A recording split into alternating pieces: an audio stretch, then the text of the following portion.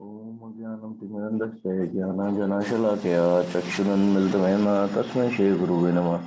श्रीचैतन्यमनोभीष्टं स्थापितं येन भूतले स्वरूपं सदा मह्यं ददति स्वपदान्तिकं वन्देऽहं श्रीगुरु श्रीयुतपदकमलं श्रीगुरुवैष्णवं च श्रीरूपं साग्रजातं सहगन्धगुणातुलितं तं सजीवं साधुवेदं सावधूतं परिजनसहितं कृष्णं चैतन्यदेवं श्रीराधाकृष्णं पदां ललिता श्रीविशाखावेतं च नमो विष्णुपदाय कृष्णपृष्ठाय भूतले श्रीमती भक्तिवेदांत स्वामी नामिने नमस्ते सरस्वती देवी गौरवाणी प्रचारिणे निर्विशेष शून्यवादी पासदेश धारिणे हे कृष्ण करुणा सिंधु दीन बंधु जगतपते गोपेश गोप्यकांत राधा कांत नमस्तुते तप्त कंचन गौरांगी श्री राधे वृंदावनेश्वरी विश्वभानुसुते देवी प्रणमामि हरिप्रिये वंशाकल्पतरुभ्यश्च कृपा सिंधु एव च पतितनां पावनेभ्यो वैष्णवेभ्यो नमो नमः। जय श्री कृष्ण चैतन्य प्रभु नित्यानंद श्री अद्वैत गदाधर शिवसरि गौर भक्तवृंद हरे कृष्ण कृष्ण कृष्ण हरे हरे हरे राम राम राम हरे हरे। जगत गुरु श्री प्रभुपाद की जय।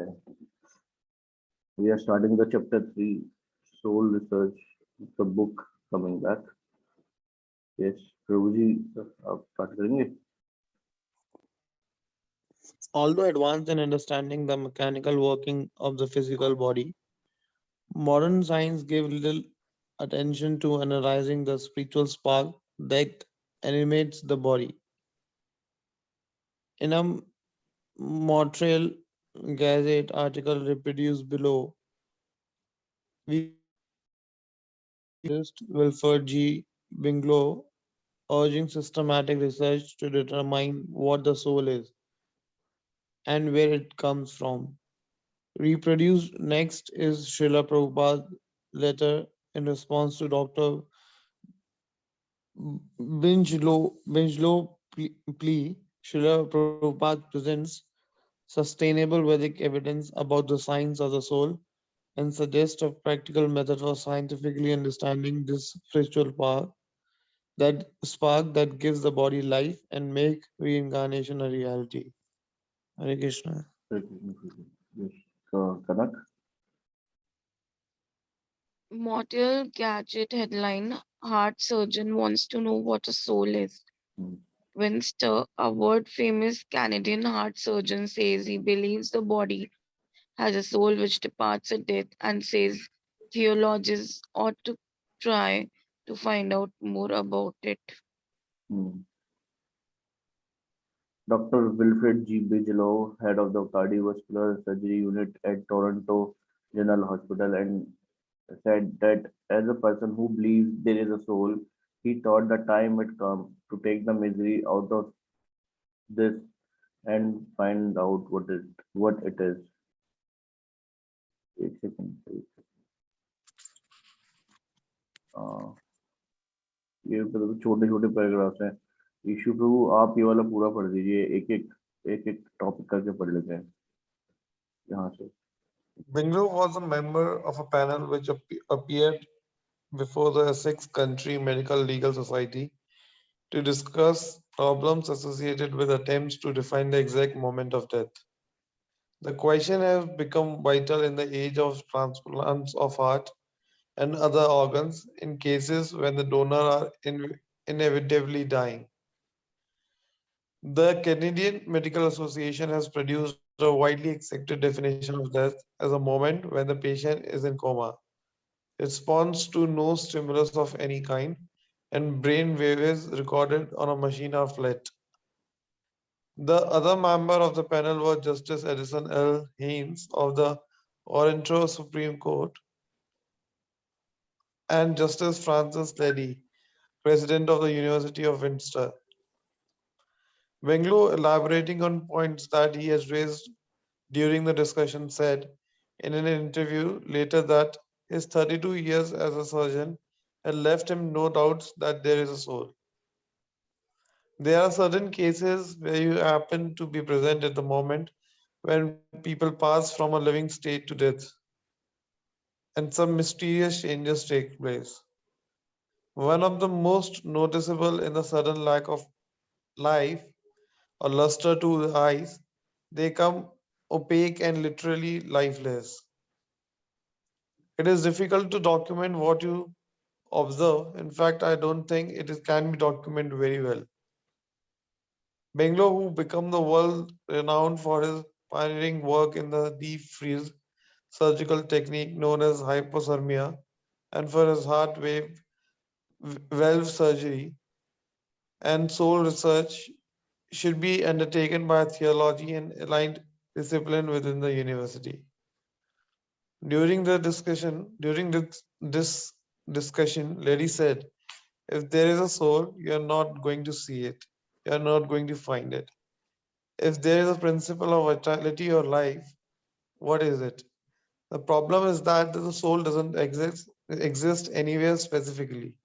Geographically, it's everywhere and yet it is nowhere in the body. It would be nice to start experimenting, but I don't know how you are going to get data on any of these things, Lady said. He said the discussion reminds him of the Soviet consulate who returned from the space to report that there was no God because he didn't see him up there. Maybe so said Winslow, but in modern medicine, when something was encountered that could not be explained, the watchword is discover the answer. Take it into the laboratory, take it somewhere where you can discover the truth. The central question, said Winslow, is where is the soul and where does it come from? Hmm. Okay. Kanak. Srila ठीक Prabhupada presents the ठीक है, ये वाला paragraph wise पढ़ लेंगे. Srila Prabhupada presents the Vedic evidence. My dear Dr. Baglo, please accept my greetings. I recently read an article in the Gadget by Ray Corelli entitled How Surgeon Wants to Know What a Soul Is and found it very interesting. Your comments show great insight, so I thought to write you in this matter. Perhaps you may know that I am the founder Charya of the International Society for Krishna Consciousness. I have several temples in Canada, Montreal, Toronto, Vancouver, and Hamilton. This Krishna consciousness movement is specifically meant to teach every soul has original spiritual position. Undoubtedly, the soul is present in the heart of the living entity, and it is the source of all the energies which maintain the body. The energy of the soul is spread all over the body, and this is known as consciousness. Since this consciousness spreads the energy of the soul all over the body, one feels pains and pleasure in every part of the body. The soul is individual, and he transmigrates from one body to another. Just as a person transmigrates from boyhood to youth and then to advanced old age, death takes place when we change to a new body. Just as we change from old dress to new dress, this is called transmigration of the soul. Yes, Prabhuji. When soul wants to enjoy this material world, forgetting his real home in the spiritual world, he takes this life of a hard struggle for existence. This unnatural life of repeated birth, death, disease, and old age can be stopped when his consciousness is dovetailed with the supreme consciousness of God. That is the basic principle of Krishna consciousness movement. As far as heart transplants are concerned, there is no question of success unless the recipient soul enters into the transplanted heart. So the presence of the soul must be accepted. In sexual intercourse, if there is no soul, there is no conception, no pregnancy. Contraception destroys the womb so that it is no longer a good place for the soul. That is against the order of God. By the order of God, a soul is sent into a particular womb, but by contraceptive methods, he is denied that womb and has to be placed in another. That is a disobedience to the Supreme. For example, take a man who is supposed to live in a particular apartment. If the situation there is so disturbed that he cannot enter the apartment, then he is put at a great disadvantage. That constitutes illegal interference and is punishable by law. The undertaking of social research would certainly mark the advancement of science. But no matter how much science advances, they will not be able to find the soul. The soul's presence can simply be accepted on circumstantial understanding. For you will find in the Vedic literature that the dimension of the soul is 1/10,000 the size of the point. Therefore, it is not possible for the material scientist to capture the soul. You can simply accept the soul's existence by taking it from higher authorities. What the greater scientists are now finding to be true, we have explained long ago. Just Guruji. As soon as one understands the existence of the soul, he can immediately understand the existence of God. The difference between God and the soul is that God is a very great soul, the living entity is a very small soul. But qualitatively, they are equal. God is all pervading, the living entity is localized. But the nature and the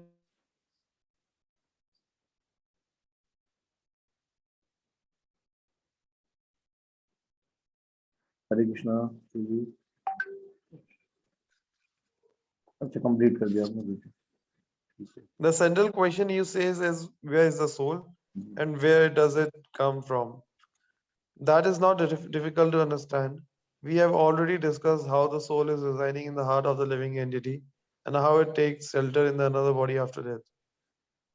Originally, the soul comes from the God, just as a spark that comes from a fire appears to be extinguished when it falls down away from the fire. The spark of soul originally comes from the spiritual world to the material world. In the material world, the soul falls down into the three different conditions called the modes of nature of goodness, passion, and ignorance. When a spark of fire falls on the dry grass, the fiery quality continues. When the spark falls on the ground, it cannot display its fiery manifestation unless some combustible material are present. And when the spark falls on water, it is extinguished. In this way, we find the soul takes up the three kinds of living conditions. One living entity is completely forgetful of his spiritual nature, another is almost forgetful, but still an instinct of spiritual nature, and other is completely in search of spiritual perfection.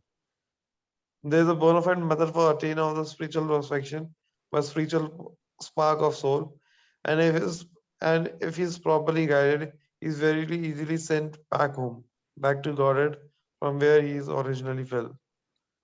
It is it will be great contribution to human society if this authorized information from Vedic literature is present on the basis of modern scientific understanding. The facts are already there. It simply has to be presented for modern understanding. If the doctors and scientists of the world can help men understand the science of the soul, this will be a great contribution. Sincerely, yours, A.C. Bhaktivedanta Swami. Hare Krishna. Yeah, Hare Krishna. Chapter 4, the three histories of reincarnation. Yes, Kanak. ये complete कर लेना। स्वाति माता जी ने भी join कर लिया है। हाँ हाँ सीक्वेंस में चल रहा है, कोई नहीं।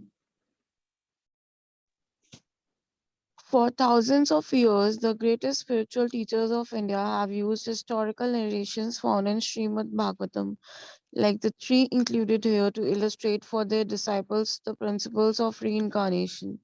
Srimad Bhagavatam, an epic philosophical and literary classic, holds a prominent position in India's voluminous written wisdom.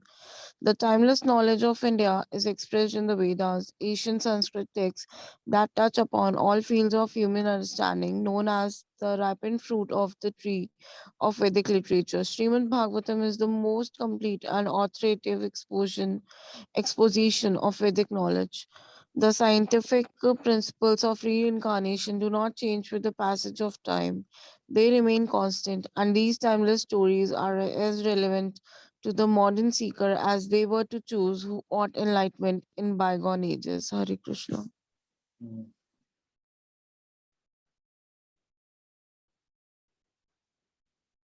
Okay. Yes. Second part, the prince with a million mothers. Yes, Mataji. Swati Mataji. Some look on the soul as amazing, some describe him as amazing, and some hear of him as amazing, while others, even after hearing about him, cannot understand him at all. Bhagavad Gita 2.29. पढ़ूं क्या आगे? Yes माता जी, complete कर दीजिए. Our birth is but a sleep and a forgetting, writes British poet William Wordsworth in his famous Intimations of Immortality, and in another poem he addressed the following lines to an infant. O sweet newcomer to the changeful earth, if, as some darkling seers have boldly guessed, thou hast a being and a human birth, and wert erewhile by human parents blessed, long, long before thy present mother pressed thee, helpless stranger, to her fostering breast. In the following historical narration from Srimad Bhagavatam, King Chitraketu's son reveal his previous birth and instruct the king and the queen about the imperishable nature of the soul and the science of reincarnation. King Chitraketu had many wives, and although he was capable of producing children, he did not receive a child from any one of them. For his beautiful wives were all barren. One day, mystic sage Angira come to Chitraketu's place. The king immediately stood up from his throne and, as was the Vedic custom, paid his respects. O King Chitraketu, I can observe that your mind is disturbed. Your pale face reflects your deep anxiety. Have you not achieved your desired goals? The sage inquired. Because he was a great mystic, Angira knew the cause of the king's distress. But for his own reason, he cautioned Chitraketu as if need of knowledge. King Chitraketu replied, O Angira, because of your great penances and austerities, you have acquired complete knowledge. You can understand everything, both external and internal, about the embodied souls like myself. O great soul, you are aware of everything, yet you ask why I am in such anxiety. Therefore, in response to your order, let me disclose the cause of my suffering. A starving man cannot be satisfied with a garland of flowers. In the same way, my vast empire and immeasurable wealth mean nothing, for I am bereft of a man's true wealth. I do not have a son. Can you not help me to become truly happy and arrange for me to have a son? Angira, who was very merciful, agreed to help the king. He performed a special sacrifice to the demigod and then offered the remains of sacrificial food to the most perfect of Chitraketu's queen Krataduti. O great king, you will have a son who will be the cause of both jubilation and lamentation. Angira said. The sage then vanished without waiting for the king's response. Chitraketu was overjoyed to learn that he would finally get a son, but he wondered about the sage's last words. Angira must have meant that I will be greatly happy when my son is born. That is certainly true. But what did he mean by child being the cause of lamentation? Of course, being my only son, he will automatically become heir to my throne and kingdom. Therefore, he might become proud and disobedient. That might be the cause of for lamentation, but a disobedient son is better than no son at all. In the due course of time, Kritadyuti became pregnant and a son was born. Hearing this news, all the inhabitants of the kingdom rejoiced.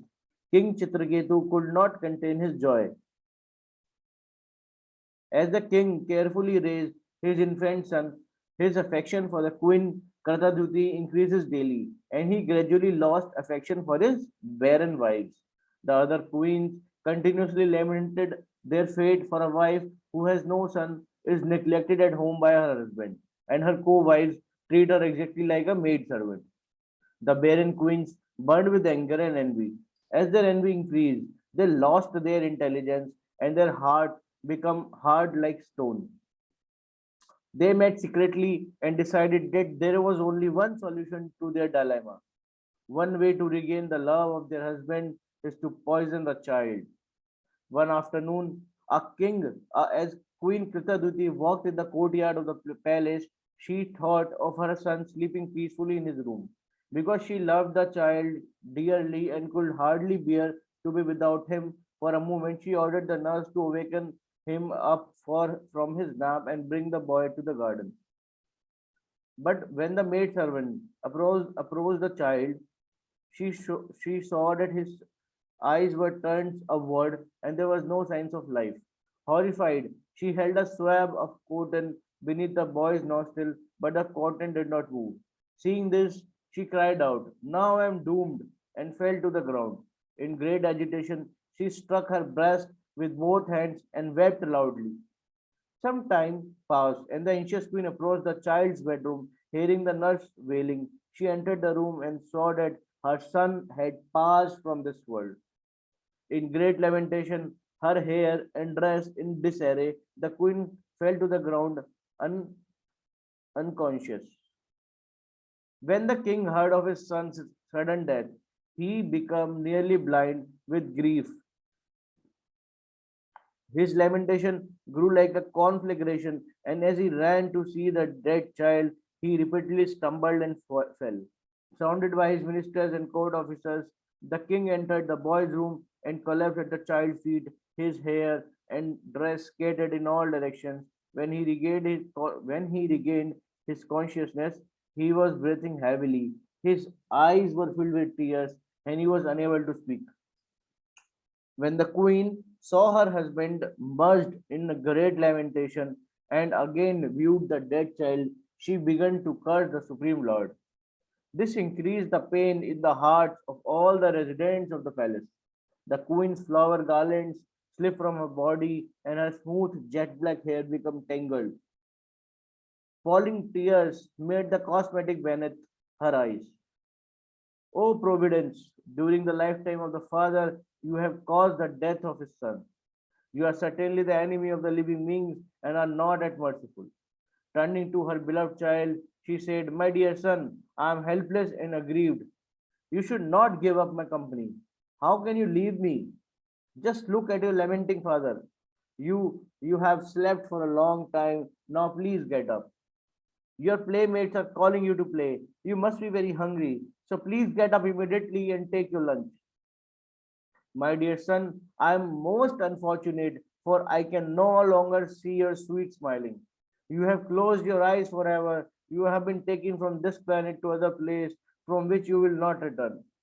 My dear son, unable to hear your pleasing voice, I can no longer maintain my life."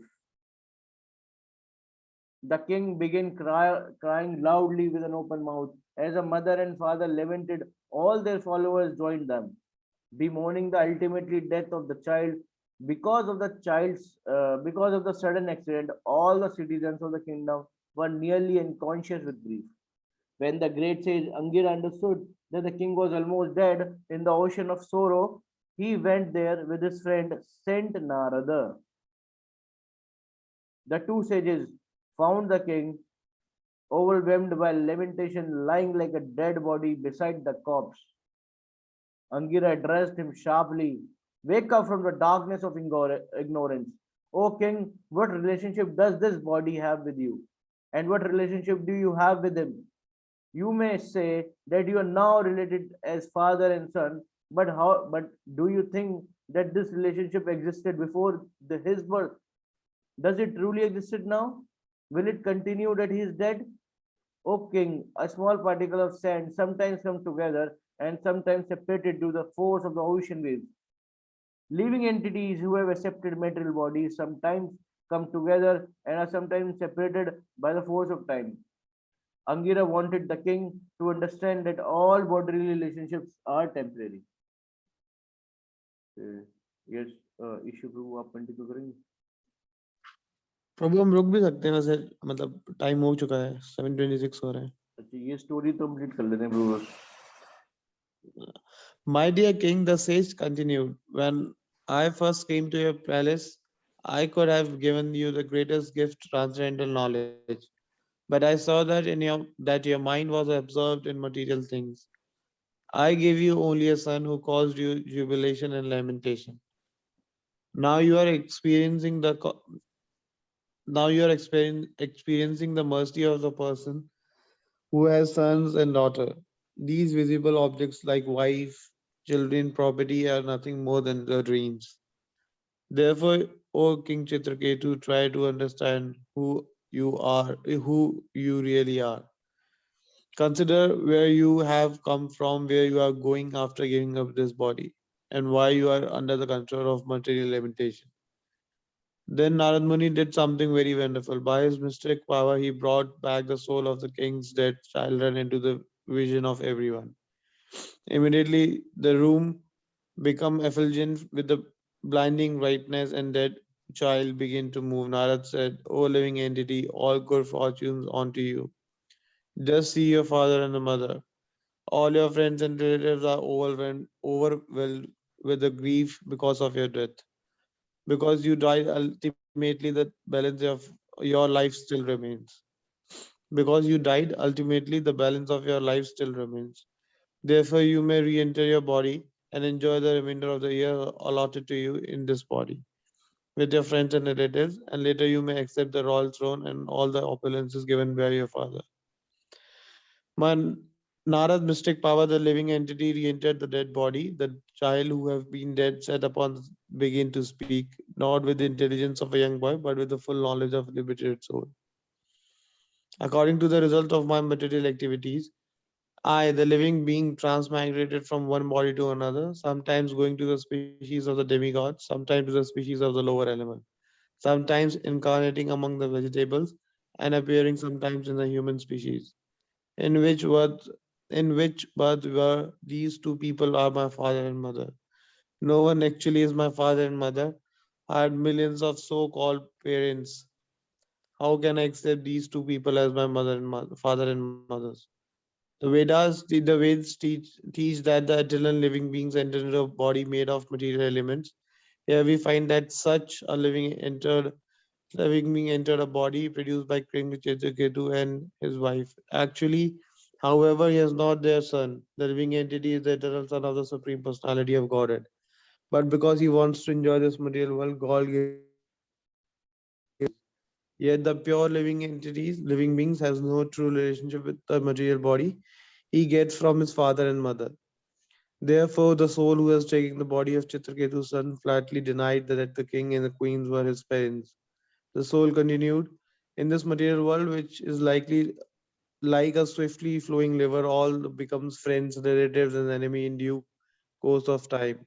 They also act neutrally and in many other relationships. But despite these various transitions, no one is permanently liberated. Kshetraketu was lamenting for his son, who was now dead, but he could have considered the situation otherwise. This living entity he could have thought was an enemy in my last life appeared as my son. He is actually living just to give up my pain and agony. Why should the king not consider his dead son his former enemy and instead of lamenting be jubilant because of the enemy's death? The living being in the body of Chitraketu child said, just as gold, other commodities are continually transferred from one place to another through buying and selling, so the living entity, as a result of his karma, wanders throughout its universe, being injected into the various bodies and different species of life through the semen of one's father after another. As Bhagavad Gita explained, it is not by any father or mother that living entity is given birth. The living entity's true identity is completely separate from the so-called father and mother. By the law of nature, the soul is forced to enter the semen of a father and be injected in the womb of a mother. He cannot directly control the kind of father he will get. This is the automatically determined by his activities in previous life. The law of karma forced him to go to the different fathers and mothers, just like commodity that is bought and sold. The living entity sometimes takes shelter of a animal father and the mothers, and sometimes a human father and mother. Sometimes he accepts the father and mother among the birds, and sometimes he expects the demigod father and mother in a heavenly planet. As the soul transmigrates to the different bodies, everyone in every form of life, be it animal, human, tree, or demigods, get a father and mother. This is not very difficult. The real difficulty is to obtain a spiritual father, a bona fide spiritual master. Therefore, the duty of human being is to search out of a spiritual master for under his guidance, and one should be free from the cycle of reincarnation, return to his original home in the spiritual world. The living being is an eternal, the pure soul continued and has no relationship with so-called father and mothers. He falsely himself as their son and acts affectionately. After he dies, however, the relationship is finished. Under these circumstances, one should not be falsely involved with the jubilation and lamentation. The living entity is eternal and imperishable. He has no beginning, no end, nor does he take birth or die. The living being is equal in quality of the Supreme Lord. Both are the spiritual personalities, but because the living entity is so small, he is prone to illusion by the material energy, and thus he creates body for himself according to the different desires and activity. The way tells us that the soul is responsible for his living lies in the material world, where he is trapped in the cycle of reincarnation. Material body after material body, if he likes, he can remain suffering in the prison house of the material existence, or he can return to the original home in the spiritual world.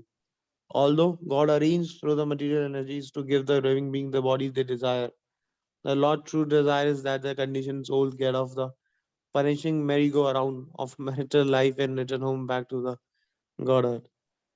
Suddenly the boy becomes silent as pure soul left the body of the child, and the body fell lifeless to the floor.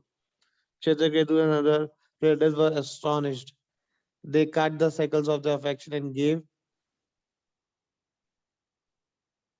up their lamentation. Then they performed the funeral ceremony, cremating the body. Queen Kartadyuti, Kowait, and who has poisoned the child, were very much ashamed. While lamenting, they remembered the instruction of Angira and gave up their ambition to bear the child. Following the direction of Brahma's priest, they went back to the bank of the sacred river Yamuna, where they bathed and prayed daily, atoning for their sinful activities. Because because King Chitraketu and his wives had become fully cognizant of spiritual knowledge, including the signs of reincarnation, they easily gave up the affection that leads to pain, grief, and illusion. Fear, grief, and illusion. Although this attachment of the material body is very difficult to overcome, because because they served it with a sort of transcendental knowledge, they were able to give up it very easily. Hare Krishna. Hare Krishna. Okay. So, anything anyone want to share? Okay. So we can stop now. Vancha kalpatarubhascha kripa sindhu evacha patitanam pavanebhyo vaishnavyo namo namah. Jagat Shri Prabhupada ki jai. Hare Krishna. Thank you for joining. Thank you for joining everyone.